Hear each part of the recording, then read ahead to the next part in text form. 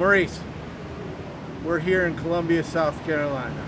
You're homeless. Tell me about it. Well, it's been going on for almost 8 years now. I came from a little small town, just trying to come to Columbia for more opportunity, job opportunity. Right before then, I got married, and the marriage wasn't working out, so I've been back and forth, homeless, back with the wife, back to homeless, back with the wife, back with the homeless.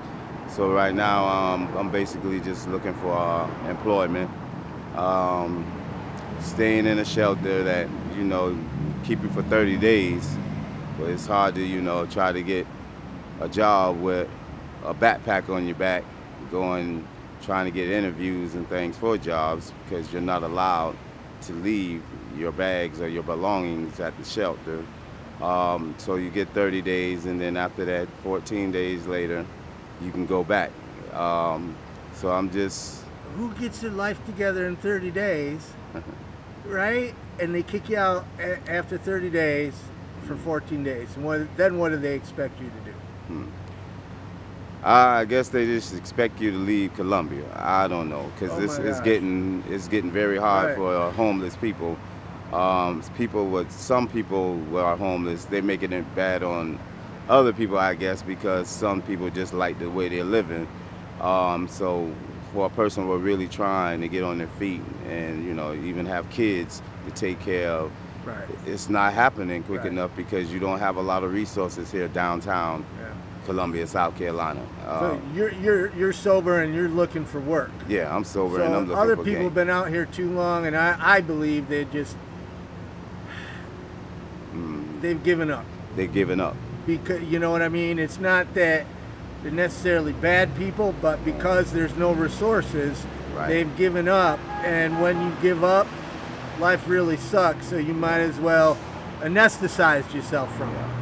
Yeah, you can get mentally tired. I mean, you get physically tired too with the weather and the places that you try to sleep at because Richland County Richland County won't let you sleep a lot of places, get no rest a lot of places. And every time you try to sit down somewhere, they consider you an embarrassment to Columbia, South Carolina that I feel.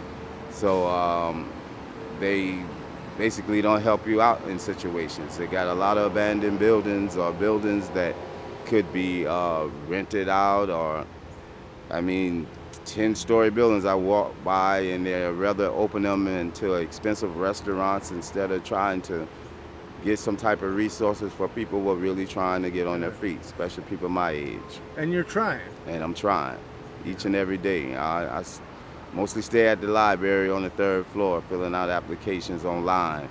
Once I do that, I try to get transportation money. It's for all-day pass nowadays. It's $4 an all-day pass.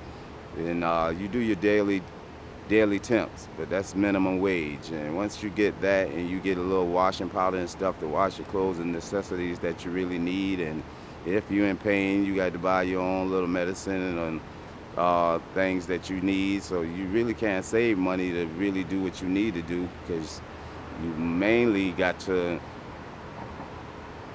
have responsibilities. Like I have a 12-year-old son out there. I try to send him something every chance I get until I basically can get on my feet.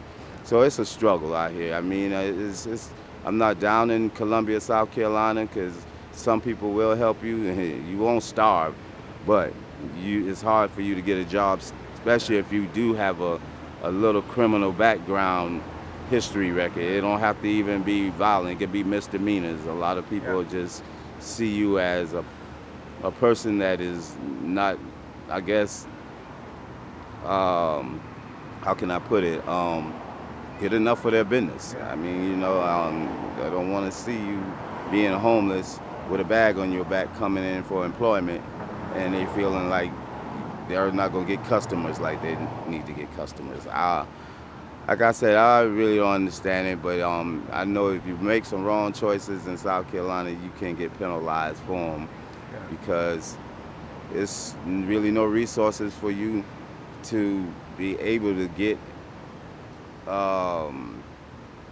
your record straight or your license back or some way to lay your head until you can find a job or save some money, unless you're a crackhead, indulge in drugs, or alcoholic, because you can get some recovery places to go to, but then you have to stay sober and clean for 6 months to 9 months without even being able to be employed, because they feel like you need to get your life established before you make money. And then they just exit you back to homeless. And then exit you back to homeless, because if you don't admit that you're an alcoholic or a druggie or something like that, then they won't let you stay there.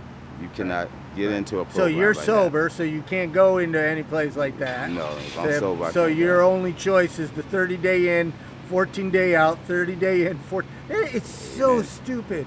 Oh my God. But I just met you, and I got a feeling you're gonna make it, bro. Yeah, I'm thinking. I appreciate that, because I really am. I'm not gonna give up, man. I'm a heavy believer of Jesus Christ, so I must be gonna be a testimony for some other people. And that's why I'm doing the little interview with you, because it is some people like me out here who really are trying to get on their feet so they can have a life too.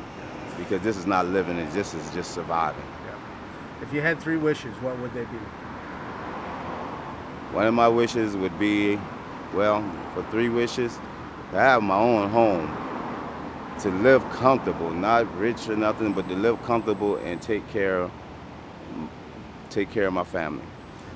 Great wish. Yeah. Thank you very much for talking to me. All right, thank you for having me. I hope it goes somewhere so some other people can get some help too.